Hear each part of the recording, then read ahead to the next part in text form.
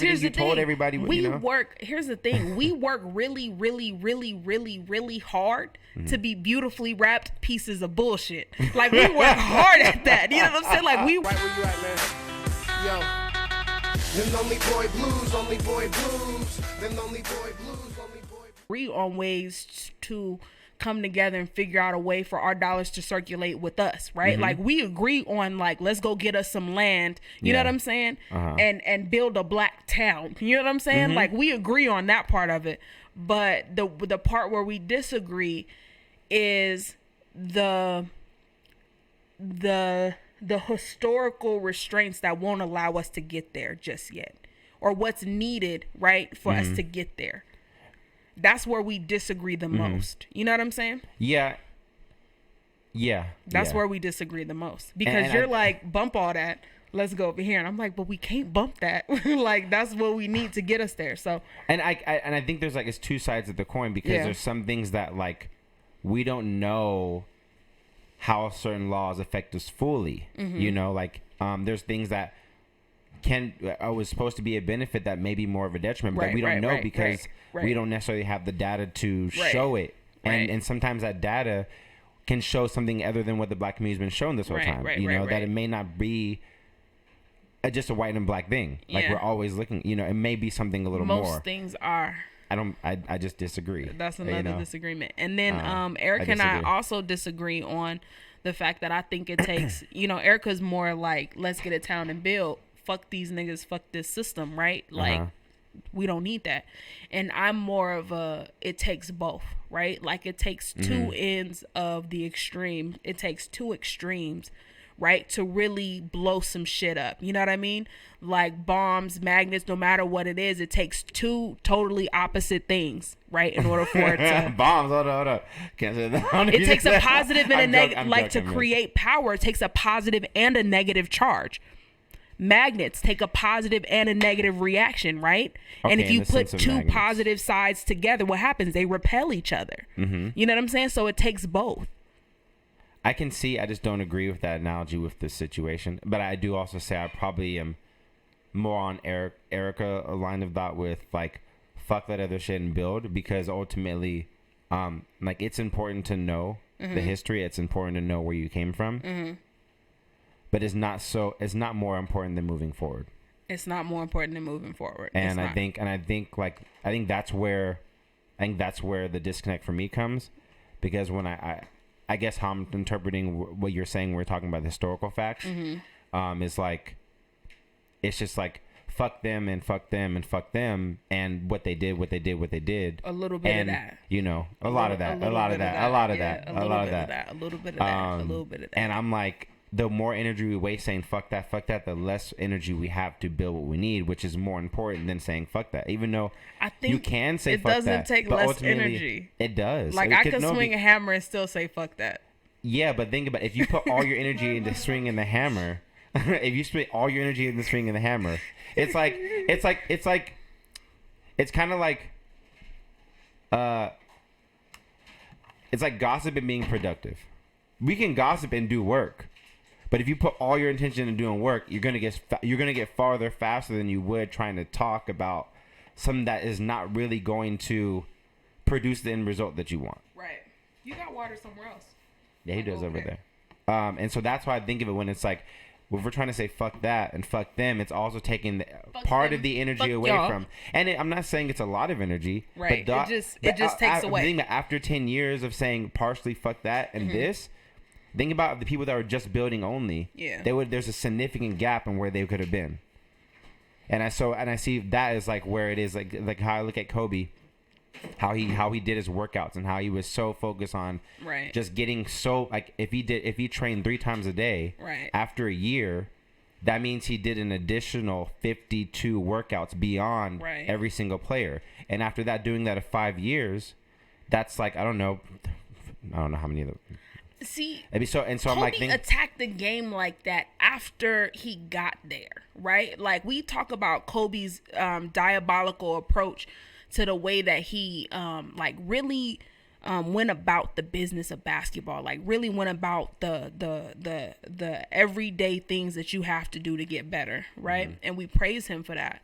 But prior to him getting there, right? Prior to him getting in the NBA, it was a thought process. You know what I mean? And that's what I'm trying to address, right? In order to give somebody, you know, to teach somebody to approach it like Kobe did, you have to remove the barriers that are preventing them from doing so, right? So Kobe couldn't approach being in the NBA like that while he was in high school, right? While he's in high school, he has to get to the thought process where he can be in the NBA. You know what I'm saying? Like you have to, there's a certain amount there's levels. Yeah, there's levels, right? So there's barriers that have to be removed before somebody can approach anything, you know? And all I'm saying is that we have more barriers that need to be moved before we can teach anybody the business of anything.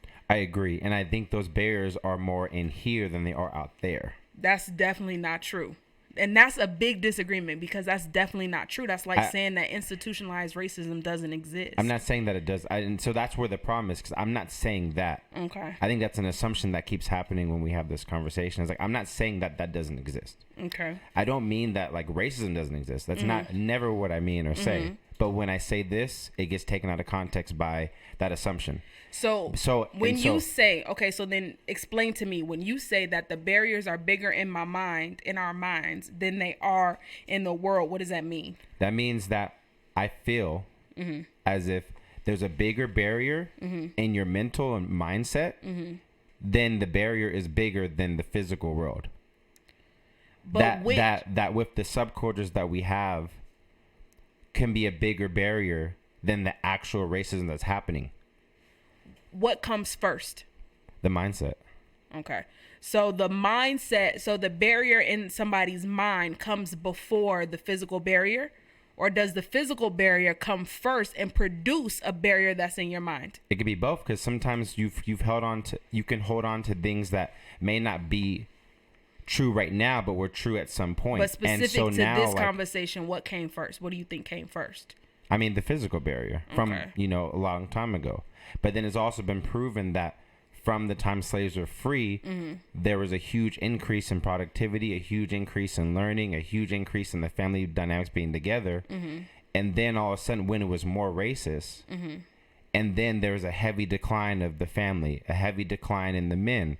And so if that's the case, was that solely from racism? Because if that was the case, it would have been, you would have seen that same trend happening. It's solely before. From the okay. I see what you're saying. And maybe there's a lack of, and there could be like I don't think it's just solely race. I think it's more to the story. There may be habits that we've been ingrained for so long, or biases that we just believe because we've been told for so long that may be true and may not, but to believe it without, educating yourself and learning is where I'm saying like that could be a potential thing to look at. So I'm not saying that it isn't racism. I'm just saying let's still look at all the factors before we just jump and say it is, because we've said it this long and we're declining in certain areas. So I'm just saying like let's propose an option to look at it differently, because looking at the same problem with the same set of lens is not producing a different result. And that's what I'm saying is like, so it could be something else. I'm not saying that it is. But let's look at it. Let's just see. And if it is racism, then that will be it. I mean, we'll have definitive proof more. But that's where like my head is at with it. It's like let's just still pose the option that maybe it could be more of our spending habits it's keeping them than it is the racism. Maybe it could be more of the way my mindset is for like having the victim mentality more than it is the actually victimhood. It can be, but it may not as well. It may be more that the victimhood is more real than our mindset is. But I just don't want to assume one or the other. And we've always been told that we're victims. We've always been told that this is oppression that's holding us back. And if it's not oppression at this point, if let's just say that it wasn't, that mindset is still creating that oppression for you, even though it's not technically happening. And I'm not saying I'm not saying that I'm right. Like that's the case. It's just it's a theory. It's a hypothetical theory that we hypothesize. So I think that's something that we should consider, at least to have a dialogue about it, because we just don't know for sure. I want to go back to something you said. And I'm listening to everything that you're saying, right? Like to look at it through a different lens. And I know that's something that I definitely fall victim to. too. When I look at black people in this country, it is always going to be viewed through the lens of racism. It's always going to be viewed through the lens of 400 years of oppression. Always. Okay. I don't know how to look at it any differently, right? But I want to go back to something you said that's important. You said that, you know, it was times when we were doing well after slavery, and then we're looking at the decline, right? Of men in the family and things like that. And what I see, right? When you say that, what I immediately think of are what I call institutionalized racism that led to that, right? I immediately go to the crack epidemic. I immediately go to the welfare system, right? I immediately go to the things that were in place that were designed, the 3 strikes law, the crime bill, right? Those institutionalized racism pieces that really broke apart our families. That's what I go to, right? So you're looking at it. I understand that. So that's why, but I think I make the assumption, and I should not do this, but I make the assumption and assuming that that's where your mind goes, right? And it's not. You know what I mean? Because because there has to be like a line of dots, if you will, right? And there can't be like a dot, a big ass gap, and then another dot. You know what I'm saying? A half a mile away, right? Yeah. Because then you can't connect. You're like, what is it supposed to be here? I don't know, right? So, and there's inconsistencies with the story. So exactly, I'm like, exactly. So like, if there are that, let's try to see. Right. Okay. So when I say institutionalized racism, that's what I'm talking about. I got right? you. Like my mind immediately goes to the crack epidemic, right?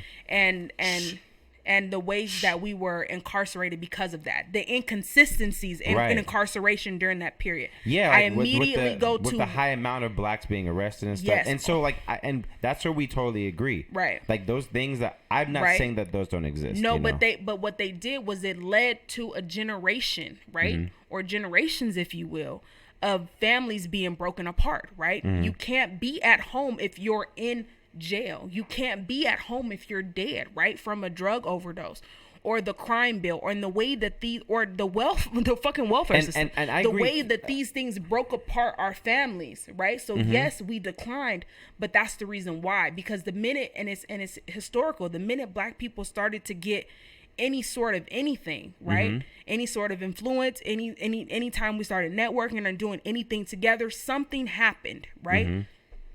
That changed it. Something shifted, right? Which leads to the generations that we're seeing now. I agree. And I'm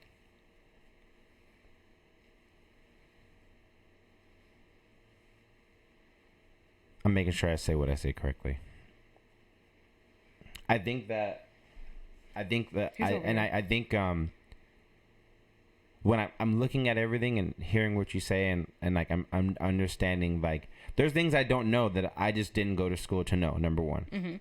That things I've learned from you and then from also doing my research and stuff. And for me, I feel like if you look at from like the 1925 to the 1950s, like there was still a lot of, you know, structure, and the nuclear family was still very intact. And then pretty much once welfare hit, it went from like 25% of families, like, or 25% of families like not being a nuclear family, like single parents.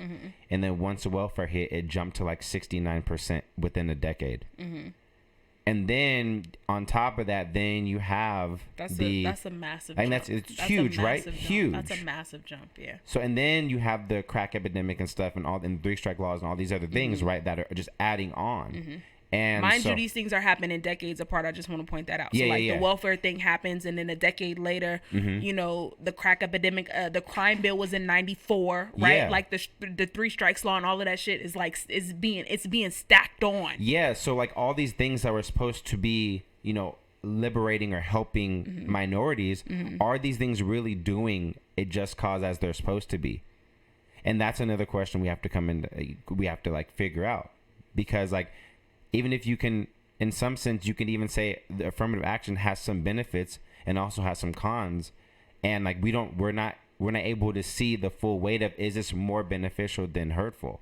The same way welfare is, you know, like welfare is good because it gets you a position to where if there's one parent and you'd make a certain like lesser income, then you're able to have some government assistance. But what it does rob you of you going beyond that, you really striving for anything more, which in turn is keeping everybody in poverty.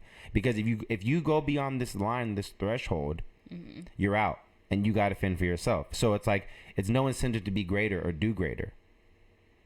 So, and those things are like questions we got to ask, because like, even if affirmative action, it's no for example, incentive for to go beyond that threshold, because like I can. Is not it no work. incentive for us, or there's no incentive given for us? No, for anybody. For anybody in that situation. Where is it supposed to come from? That's what I'm confused. What do you mean? The incentive. Where does the incentive come from? To get better? Like to yes, do are beyond? You saying like we need our own incentive to get better? Are you saying that the world presently constructed doesn't give enough of an incentive for us to do better? I think that having the welfare system doesn't give you any incentive to do better, because it's like a handout that's easy. Got you. And then so on top of it's like, okay, if a man can be in the house, it's one other barrier. That's like, all right, that's destroying the nuclear. And if you look at everything, the biggest success for the biggest factor of success for any, going across all nationalities, for a child to be successful is having two parents in the home. You just did a great job of explaining institutionalized racism. Okay. And the reasons that it still creates barriers, right? You just did an excellent job of explaining that, right? And the ways that it has set us back, right? And and I agree 100% with this. Maybe not 100%, because I don't know if I agree. I don't know if it's like the biggest. I don't know if it's a big. You want welfare? But I think not welfare. But what I was about to say, I don't know if I agree with 100% on anything. But if I did, it would be this point, because I think the greatest weapon or the greatest result of institutionalized racism was deconstructing the black family. I think that's the way they got us. Right. I really do. So when you say this, I agree with you 100%. The way that they deconstructed and devalued the black family, particularly, is everything to me. Right. I agree with you 100%. If that was what they wanted to do, right? If that's what they set out to do, then I think that they achieved it. And so now, like, I'm doing all this research trying to figure this out and stuff, but there's also like inconsistencies with that exact thing, because even with like mortgages and even with like redlining and stuff like that, there was a time where it was like, black people couldn't get in, but then it's like, if you look at other studies and look at more than just the black and white demographic, you'll see that there's inconsistencies with just it being oppression for black people, because I was reading Thomas Sowell's book about intellectuals and race, and it was talking about, if you use those studies for black and whites, like for example the mortgage rate, the denial for black people is twice as much as white people, right? And so if this is a system for white people, then if you also look at the data for Asian Americans, Asian Americans are twice more likely to be approved for loans than white people. And so if you can say that the black and white data is saying that. Who wrote this? Let me read this. I gotta read this. You book gotta look at Thomas Sowell. Okay, I gotta read this book. And he's I don't know how you say economist professor. He studied at Harvard Law, and he's a black Chicago. dude. Yeah, he's a black dude. Okay. And he was looking at the disparities between why that there's like differences in like income, differences in like the mindset of people, and there's a lot of inconsistencies. So like he was adding the data together to say that there's more to it than just black oppression or racism. Yeah, right? Yeah, and he's also did it through like across different continents, like looking at the data there to see like in these like discriminatory like things, how much does it affect the people there? And so he's able to look at all these different countries and then also look at us to see, is the data different for black people, or is it like the same across in other areas that have the same kind of discrimination? And so like that's why I think there's more to it. There's more to it, but it could be that these people really are just racist and really trying to go for black people. And I'm just trying to look at a bigger scope. Look at the whole scope. Yeah, before we just jump into that. Makes sense. But there are things that happen that are racist that have been proven and true, and that may still exist in ways that we just don't see. And some of the data may not show those things, But I'm also going to I also got to go by evidence too, and so this is what, and I really implore anybody to really look him up, because he has a lot of factual points And he's very unbiased with it. I'm gonna check him out. I'm gonna check him out. But based on what I'm gonna check him out. That's all I gotta say. I'm gonna check him out. Yeah. I will read the book. But he has like about 30 books. I don't know. I'm not gonna read 30 books. But he did say like in the discrimination factor for like mortgages now in the last like 25, 30 years, right? That if you look at the disparity between African Americans and whites, it's like double the denial. But then if you look at whites and Asian Americans, they're getting approved double more than whites. So then if it's a depression thing. But then you look at the way. But then see, to me, my mind immediately goes to, right when you said that, my mind immediately went to two places. The first place is that information is not surprising to me, right? The reason why that information is not surprising to me is because and again, this is me hypothesizing, but it seems like the money that circulates there, that in the Asian community, their dollar circulates in their community longer, right? And I've heard that before, right? Yeah, that like their dollar Asian stays, Jews, their dollar stays in their community longer. So then, as such, that means that their families, right? That means that their families have more dollars. Do you understand what I'm saying? Because it's staying with them longer. So if it goes from this Asian family to this Asian family to this Asian family, do you understand what I'm saying? Then all of the Asians as a whole are able to come up, right? See Koreatown, Little Tokyo, and Chinatown. You know what I'm saying? Like this is an example of that fact. So that does not surprise me, right? It also doesn't surprise me because I know for a fact that there are a lot of poor white people in this country. You know what I'm saying? And that number of poor white people skews the number of rich white people in this country, right? We talked about that the wealthiest 1% control that, right? Yeah. But just because the wealthiest 1% happen to be white, it does not exclude the amount of poor white people that still live in this country, right? Poor white people voted for Donald Trump. Okay. So I understand that to be true. But so I immediately thought of that when you said that. So that makes sense to me.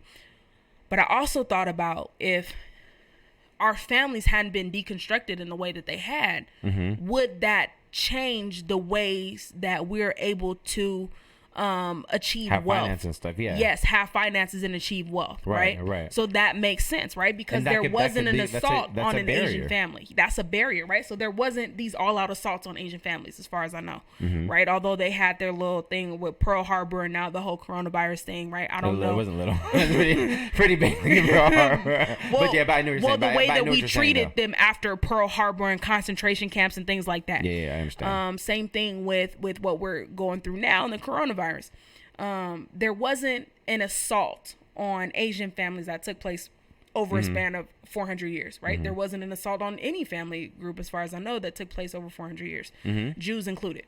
So that makes sense to me, right? That makes sense to me. And because it makes sense to me, in my mind, it does not excuse the lens to which I told you I view everything through. Right, and that's okay. Like, and that's totally fine. I just think like there is more to it than what we've been just led to believe off the jump. Yeah, for sure. And I think there needs to be more research done and compared to, and if someone's even like listening to us talk right now, I'd rather you go do your research before than just believing what I say or what you say. Absolutely. And I think that's a bigger thing that needs to be discussed. Like, we're taking everyone's word for what race is or how racism exists and, how it affected these people. Some people say it doesn't even exist for them at all, and it's like, you can either do your research and base it on your individual experiences, but just taking everybody's word for it is like where this happens in the Black community. Someone says something, we all just like,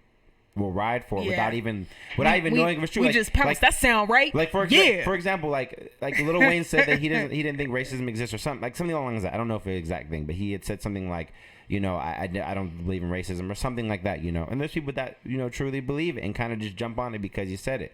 And the problem of that is like, and that goes both ways. Like, someone can say something that's pro-Black, but are you really like doing your research yourself to see what's true, what's credible, what's not, and what your experiences tell you? Yeah. Before we just jump to everybody else, including my own experiences, And I think that's true. I think that's a big thing that needs to be discussed. And I also think but here's the thing. Just because somebody wrote it, and I'm gonna give you an example, right? I'm gonna read this book that you're talking about.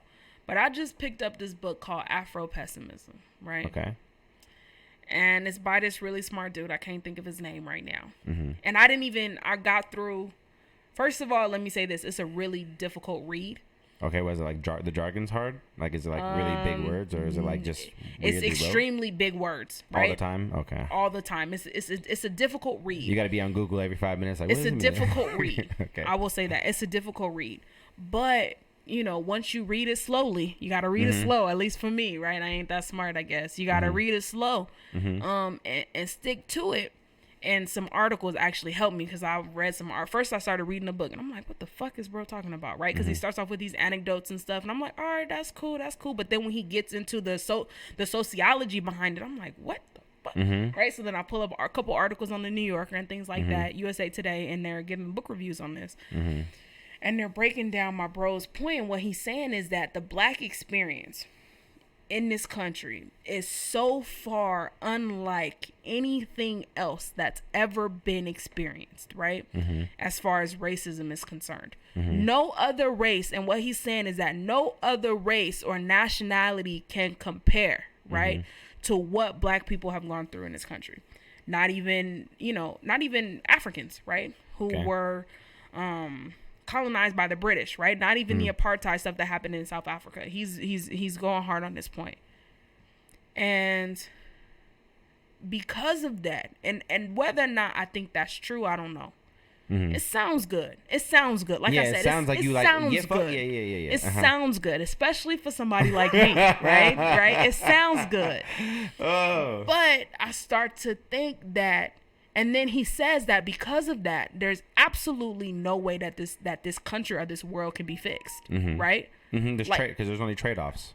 There's exactly. There's no trade-off. There's absolutely nothing that we can do as a people. There's nothing. Well, I didn't finish reading the book, right? So don't hate me. Cliffhanger. Yeah, for the people. So maybe he does say it at the end. I don't know. I put it down and I was like, I'll come back to it. This is something you got to read like a chapter or two every month, right? It's not something you can just read in a month. Yeah, it's not something that I can consume on a regular basis. Yeah. Plus, I'm actually reading like 4 books right now because that's the way my mind works, right? Yeah. It's interesting until I figure out a little bit. Then I'm like, all right. and then you go back to there like, it might be something here. Hold on. Exactly. I'm the same way. That's how I read. Yeah. So, kind of get the point quick. So because of that, right? Just because he's smart and he said it, don't mean that I could just be like, yup, I'm an Afro pessimist now because I read this one book about and he was right. Yeah. So we have to be careful with that, but we do absolutely need to do our research. And I think just as important as doing our research is forming your own opinion. Yeah. Jesus, the amount of people that don't think anymore is frightening. And that's the biggest killer. I think that is the biggest killer. Like, because you're never taught how to think. You're just taught what to think. Yes. So if you're constantly consuming somebody else's thoughts, that's that's just as detrimental, right? So yes, doing your research is important, but like you said, like you need to sit with what they said, you know what I mean, and run it through your own lens, right? Yeah, What's your own lens? What do you the things that you experienced, right, at work? The things that your friend or your homegirl experienced, right? This is the way that we consume information through the lens of our life. Right. So we have to run it through that, and then we have to sit by ourselves for a minute. You know what I'm saying? Without the book. Yeah. And we have to form our own opinion. So. And ask yourself, can this be true or not true? Right. In what ways can it not be true? Right. And what ways can it be true? Because that's how you'll get your own formulated opinion by like questioning your beliefs. If you question your own beliefs, boom, you'll be able. And that's why I really like. This is like the best conversation ever because this actually came to this point that I really want to say is I want this to be a place where we have open dialogue to question what we believe. Yes. And then see how it stacks up with the evidence. Yes. Or and then also and be able to start to question what it is that you don't even know about a situation yet. You know what I'm saying? Like you have to even question what it is that you don't know and why you don't know it. You know what I'm saying? Why have I never considered this alternative before? Right. Like boom. Mind blown. What made you think in this pattern that made you think that these are never possibilities? And I also do this to myself all the time. That's why like I'm trying to learn more. Like I'm trying to actually be actively, researching and looking up different things that I don't even agree with to see like, was I wrong this whole time? Like I have to come back and think like, was I wrong about all the stuff I say? Dude. Like, was I completely just it's hit like or taking miss? it's like taking a pill in the Matrix, right? Yeah, like you don't want to go down the rabbit hole. Once you realize you were wrong about something, and then you're able to like really start to consume more information. And again, consuming information is like eating fish. You got to chew up the meat and spit out the bones, right? Yeah. Just because somebody said it don't mean it's true, and just because they said it don't mean I got to listen to it or take it to heart. Right. Right? That's thing number one, and I believe that in my core. and unless they like, have definitive, unless they have like empirical data that shows what they're talking about, is when you can be like, okay. But I mean, it's nice to say that. Yes. It's and y'all nice should believe that about us. Like, our listeners should believe that about us. Like, just because Anthony said it, just because Chantal said it, don't mean it's Bible. Like go do your research. And I think that's one thing I want to stress the most about everybody is you got to learn to think for yourself and also critically think. Please. Think for yourself and just be able to think. I think school doesn't teach you how to think. They just teach you what you need to remember. It doesn't. And through life, it's kind of like you've been ingrained, and I was ingrained, and I, there's part of me that still are like what I should think and what I should believe and how I should believe. Yeah, and I've come to this revelation for the last like maybe 3 years now that I've had to question my own beliefs from because a lot of stuff a lot of ideas that I had and ideals that I had, I attached to my identity. Kind of like me being married and me being a father is kind of like part of who I am and not just a part of what I do. Right. And I have to separate myself from even my beliefs so that I can actually challenge myself. Because if I think it's a part of me, I have to crush like a part of my ego. Yeah. And so like that, I think that needs to have a discussion, like its own other topic one day. Because that's something we just important. We don't ever talk about this in the Black community. That's so important. And we don't ever think, no one's ever teaching us how important it is to think and to learn how to think. Yes. And I think that needs to be addressed especially with the mindsets that people are in and like subcultures that may oppress you and may not, like these things need to be addressed so then we can kind of have that conversation. And I think that's the thing for everybody, like not just Black people learning how to think, but I think it's more crucial for us. Hell, everything is more crucial for us. You know what I mean? Like we have to learn things faster. Like the adage that we have to be better, smarter, faster, stronger. You know what I'm saying? Like that's true. You know what I mean? And we have to pressure ourselves that way. And when you look at the Black people that got it, they got it. You know what I'm saying? Because they were the best. They were the this. You know what I mean? Like I did this. I'm out. You know what I mean? Like I was the best to get here. You know what I'm saying? Yeah. When nobody fucking with me on this level. Yeah, you everyone know what thought I mean? I was crazy. You know what I'm saying? Everyone thought I didn't know what the heck I was talking about. And so when it comes to this scope, right, that I control, like this job, this position, this whatever, like I was the best nigga. You know what I'm saying? I was the HNIC. That's how I got here. You know what I'm saying? And then the ways that you have to continue to break that down, you know what I'm saying? And rebuild and relearn and rethink, you know what I'm saying? To get to the next spot so that you can be the best nigga, you know what I'm saying? In this spot, excuse my language, in this spot, like that's what you have to do. But it's a constant, oh my goodness, I was talking to I don't know, but I constantly think that it's a constant battle. You know what I'm saying? I almost want to say with yourself, but not really, but it's a constant learning process, right? Like I was thinking like, dang, am I ever gonna be to a point where I ain't got no growth areas? You know what I'm saying? No.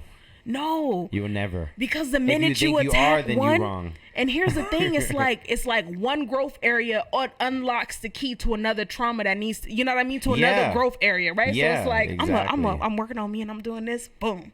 Growth area. Yeah. Then like 4-5 other doors open up. Yeah.